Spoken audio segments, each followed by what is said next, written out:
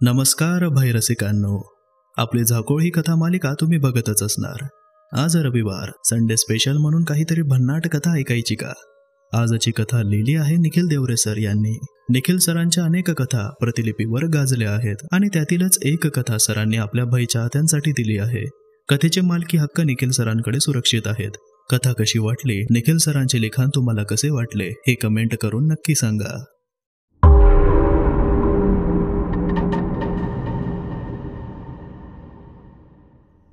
काळोखाने कोपरा न कोपरा व्यापून टाकला होता. जीवजंतू त्या काळोखात कुठेतरी लुप्त झाले होते. फक्त त्यांच्या स्वरांचं अस्तित्व त्यांची अप्रत्यक्षपणे जाणीव करून देत होते. अमावस्येची ती रात्र होती. वर आकाशात गर्द काळ्या कुट्ट ढगांची गर्दी जमली होती. अगदीच काळा पेंट मारावा असा तो देखावा होता. रातकिड्यांची किरकिर काळजाला भेदून जात होती. उंचच उंच असलेल्या वडाच्या फांद्यांवर मान वळून बसलेलं घुबड कर्कश स्वरात गुदकारत होतं. त्या गुदकारण्याच्या त्याच्या विविध पातळीवर परिणाम होत होता. भीतीने काळजाला तडे जावे असेच काहीसे त्याला भासत होते. तो तसा फार काही भित्रा नव्हता आणि धीटही नव्हता, पण अमावस्येच्या गर्द काळोख्या रात्री भल्याभल्यांची पाचावर धारण बसते.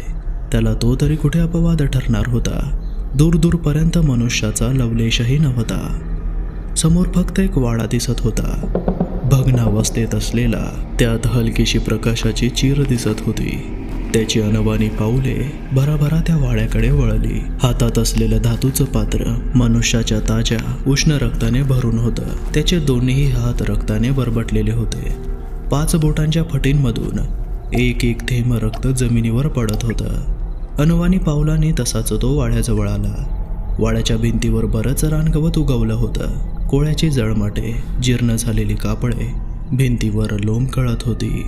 आवाज करीत ते गंजलेलं लोखंडी वाड्याचं द्वार त्याने उघडलं. भराभरा पावले टाकत वाड्याच्या त्या खोलीत तो आला. वेळ फारच कमी शिल्लक राहिला होता. काही मिनिटेच बाकी होती. समोर यज्ञ अजूनही भडकत होता. तेल, तूप, धान्य, मनुष्याची चरबी सर्व काही तिथे ठेवून होतं. एकंदरीत सांगायचं झाल्यास अपवित्र अघोर अशी ती क्रिया पूर्ण झाली होती. आता फक्त अंतिम कार्य बाकी होतं. यज्ञात तेल, तुपाबरोबर मनुष्याची चरबी अर्पण केली होती. म्हणून खोलीत शिसारी येईल एवढा दुर्गंध पसरला होता. जरासं खोकलतच आनंदाने तो म्हणाला, सम्या चल उठ, आपलं काम झालंय. वेळ फारच कमी राहिलाय. त्याचे शब्द ऐकून खोलीच्या कोपऱ्यात काहीतरी हालचाल झाली. तोंडावर घेऊन असलेली घोंगडी त्याने बाजूला सारली. तोंडातून लाळ गळत होती. शरीरावर मांस काहीच शिल्लक नव्हतं. हाडे स्पष्ट दिसत होती. चेहरा फार विद्रूप, ओरबळल्यासारखा, वितळल्यासारखा होता. चेहऱ्यावर 2 टपोरे नेत्र तेवढेच काय सुंदर किंवा सुरक्षित होते असं म्हणता येईल. पाय घासत सरपटत तो त्याच्याजवळ आला. कसा तरी आपल्या पायांवर उभा राहिला. त्याचे नेत्र लुकलुकत होते. डोळ्यात आशेची, भविष्यातील सुखाची पल्लवित झालेली पालवी दिसत होती. असलं नसलं सामर्थ्य जुळवून तो म्हणाला, गौऱ्या तूच आपला खरा जीवाला जीव देणारा मित्र आहे. समोर असलेल्या विस्तीर्ण पात्रात शांत जल ठेवलं होतं. त्याचा विद्रूप झालेला चेहरा पाहून तो आणखी दुःखी न व्हावा यासाठी गौरवने त्या वाड्यातील सर्व आरसे काढून घेतले होते. समीरला मात्र आपला चेहरा पाहिल्याशिवाय चैन मिळत नसे. म्हणून वाड्यातील पात्रात जमवलेल्या पाण्यात तो आपला चेहरा पाहत असे. आज शेवटची वेळ होती जेव्हा तो हा विद्रूप भयान चेहरा पाहिल. यानंतर परिस्थिती काहीतरी वेगळी असेल. गौरवच्या हातातील मानवी रक्ताने भरलेलं ते भांड समीरने आपल्या हातात घेतलं. हात लटपटत होते. अखेरचा कटाक्ष त्याने आपल्या पाण्यातील प्रतिबिंबावर टाकला. चेहऱ्यावर सुखद सौम्य हास्य कोरलं. ते भांड सरळ तोंडाला लावत ते रक्त तो आदर्शासारखं प्राशन करीत होता. हनुवटीवर आणि गळ्यावर रक्ताचे थेंब साचले होते. रक्ताचे ते भांड पूर्णपणे रिकामं झालं. तसा परिणाम त्याच्या देहावर, विशेषतः त्याच्या चेहऱ्यावर दिसत होता. चेहऱ्यावर नवीन त्वचा येऊ लागली होती. बीजाला अंकुर फुटावं आणि हळूहळू धरणीवर डोकावत वर यावं तसाच काहीसा त्याच्या चेहऱ्याचा निर्माण होत होता. त्याच्या कपाळावर एक नूतन चेहऱ्याचं सृजन झालं होतं. तो चेहरा पूर्वकाळातील त्याचाच होता, यात काहीही शंका नाही. आता तो चेहरा अधिक सौंदर्यवान बनला होता. तेजस्वी, ओजस्वी झाला होता. एवढं सौंदर्य देवाने कुणालाच बहाल केलं नसेल तेवढं सौंदर्य त्याला मिळालं होतं. समोरच्या पाण्यातील पात्रात आपलं सुंदर रूप पाहून तो काही क्षण स्तब्ध झाला. शांततेत मंत्रमुग्ध झाला. मनाच्या धावत्या प्रवाहाबरोबर भूतकाळातील कटू आठवणी डोळ्यासमोर उभ्या ठाकल्या होत्या. 2 महिन्यापूर्वीची गोष्ट. समीर देशमाने, एक श्रीमंत व्यावसायिक यांचा मुलगा. घरात कसलीही कमी नाही. वेल सेट केलेले उभे केस, आकर्षक बियर्ड, गोरापान चेहरा, धारदार नाक, जिम मारून केलेल्या पिळदार देहावर कित्येक पोरी घायाळ होत असत. गौरव आणि समीर हे बालपणीचे मित्र. गौरव मुळातच चाळीत राहणारा, परिस्थितीने गरीब असलेला मुलगा. मैत्री कधी श्रीमंत आणि गरीब हा भेद करीत नाही. याचं जिवंत उदाहरण म्हणजे गौरव आणि समीर यांची मैत्री. समीरने गौरवला बालपणापासून कितीतरी वेळा मदत केली. कॅन्टीनच्या चहा समोस्यापासून ते कॉलेजाच्या फीसपर्यंत सर्व काही समीरच पाहत असे. समीरच्या आयुष्यात फार काही कठीण असं नव्हतंच, पण हे सर्व काही जास्त दिवस टिकलं नाही. काही दिवसांपूर्वीच त्याचं करिश्मासोबत प्रेम प्रकरण सुरू झालं आणि इथूनच खरं त्याच्या आयुष्याला दुःखद वळण मिळालं. तिच्यात काही प्रॉब्लेम नव्हता, खरा प्रॉब्लेम होता तिच्या एक्स बॉयफ्रेंड मनोजमध्ये. तो अट्टल गुन्हेगारी प्रवृत्तीचा होता. करिश्माने मनोजाशी ब्रेकअप केल्यावर मनोजने करिश्माला धमकवायला सुरुवात केली. तिने त्याला मुळीच दाद दिली नाही.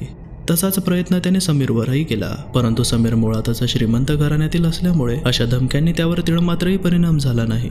हीच त्याची सर्वात मोठी चूक होती. मनोजकडे कानाडोळा करण्याची. मनोजने योग्य काळ वेळ पाहून प्रतिशोध घेण्याचा चंग बांधला. अनुकूल परिस्थिती मिळताच त्याने समीरच्या चेहऱ्यावर ॲसिड अटॅक केला आणि दूर कुठेतरी पसार होऊन गेला. सुंदर आकर्षक असलेला समीरचा चेहरा क्षणात विद्रूप भयान झाला. समीरच्या कुटुंबाने भारतातील सर्वात मोठ्या हॉस्पिटलमध्ये उपचार घेण्यास सुरुवात केली. कितीतरी प्लास्टिक सर्जरी, स्किन ग्राफ्टिंग करूनही यश हाती येत नव्हतं. कॉस्मेटिक सर्जन यांचं स्पष्ट मत होतं की चेहरा खूपच जास्त जळालाय, त्याला पुन्हा नवं स्वरूप देणं जवळजवळ अशक्य कार्य आहे. विदेशातील डॉक्टरांना बोलावूनही काहीच फायदा झाला नाही. अपयशाचा जिना संपतच नव्हता. अति तिथे माती, म्हणजेच कुठल्याही गोष्टीचा अतिरेक वाईटच. आपली त्वचा पुन्हा तशीच निर्माण झालीच पाहिजे, या समीरच्या अतिरेकी विचारांनी गौरवच्या डोक्यात उलटसुलट विचारांना जन्म दिला. त्याच्या डोक्यात अनर्थकारी अघोर विचारांनी जन्म घेतला. तो मार्ग शोधत होता, तो चालत होता. ते मार्ग अचूक नव्हते. ते मार्ग मानवी अस्तित्वाच्या पलीकडचे होते. ज्याप्रमाणे नंबर लाईनमध्ये शून्याच्या पुढेही मायनसी न दिसणारी, न वापरण्यात येणारी नंबर सिस्टीम असते, अगदी त्याचप्रमाणे तो खूप पुढच्या जगात जाऊन त्याचे उपाय शोधत होता.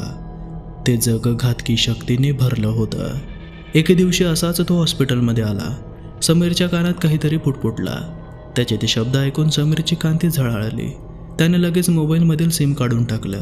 त्यानंतर समीर या जगात कुठे गेला हे कुणालाच ठाऊक नव्हतं. आई वडिलांसाठी फक्त एक चिठ्ठी लिहून ठेवली, ज्यात एक गोष्ट फार ठळकपणे लिहून ठेवली होती की त्याचा शोध घ्यायचा कृपया प्रयत्न करू नका, मी लवकरच परत येईल, असंही लिहून होतं.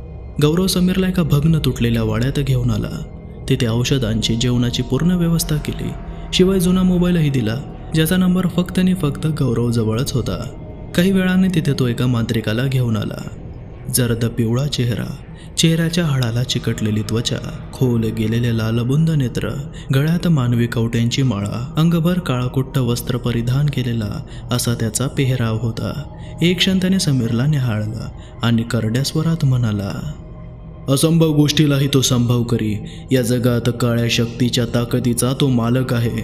तू त्याला शरण आलास, तुझं काम नक्की होईल.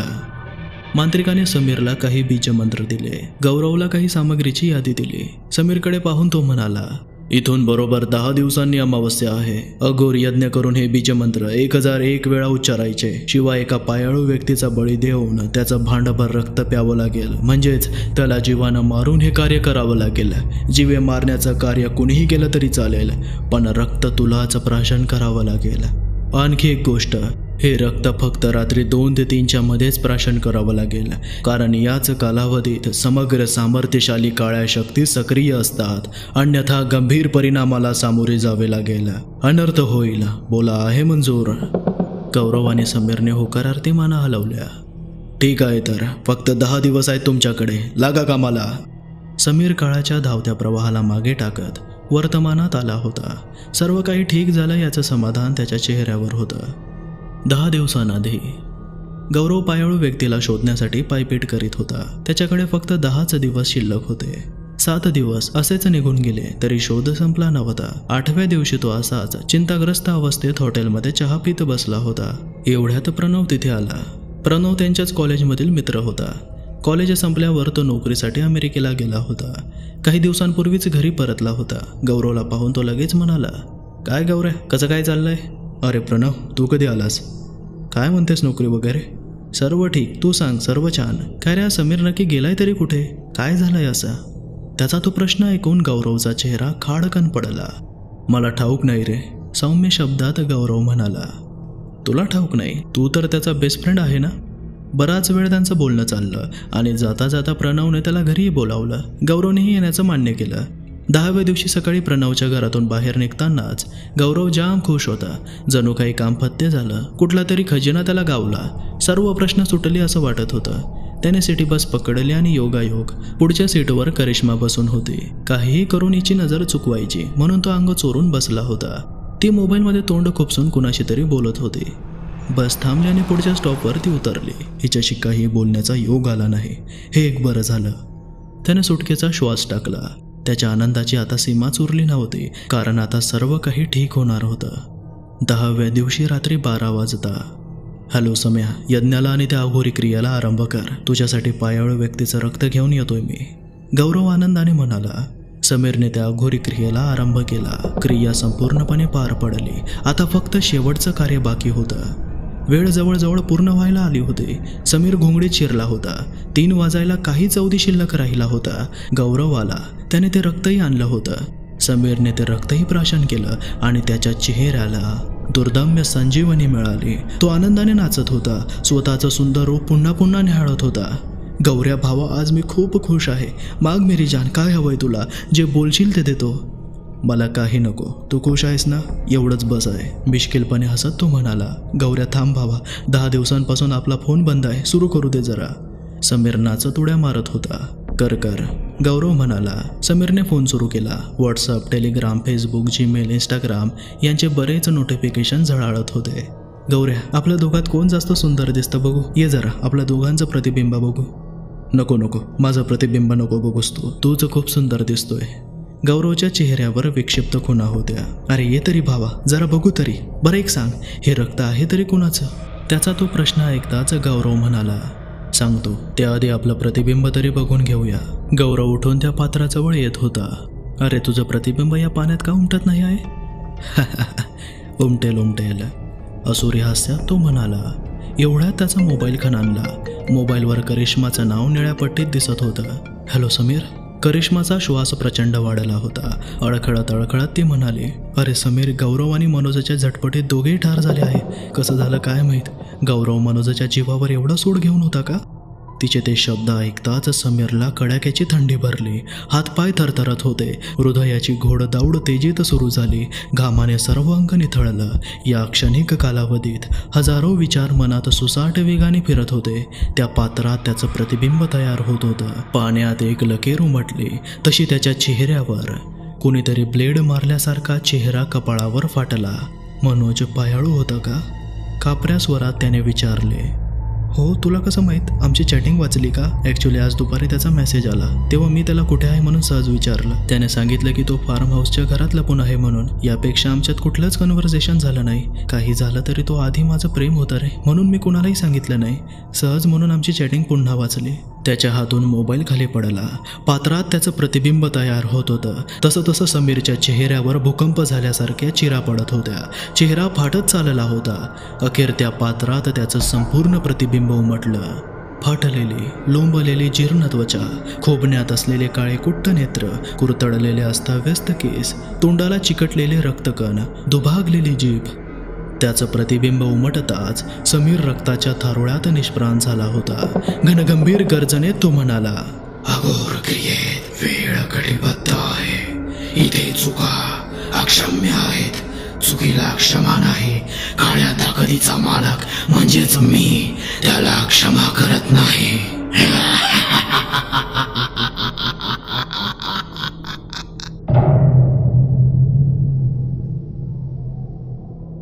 अघोरी